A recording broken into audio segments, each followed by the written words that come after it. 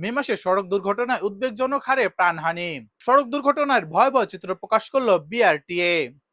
চলতি বছরের মে মাসে দেশে সড়ক দুর্ঘটনায় প্রাণ হারিয়েছে 586 জন, আহত হয়েছে আরো 705 জন।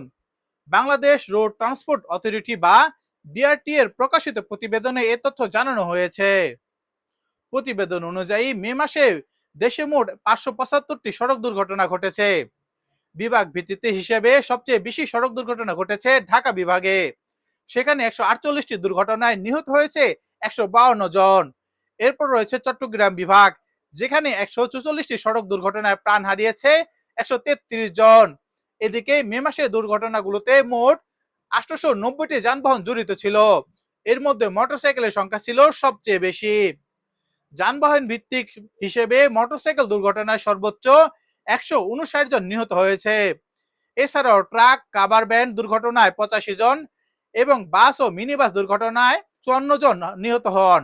সব মিলিয়ে সড়কের নিরাপত্তা নিশ্চিত করতে কার্যকর পদক্ষেপের প্রয়োজনীয়তা বিষয়টি আবারও সামনে এনেছে মে মাসের এই দুর্ঘটনার চিত্র।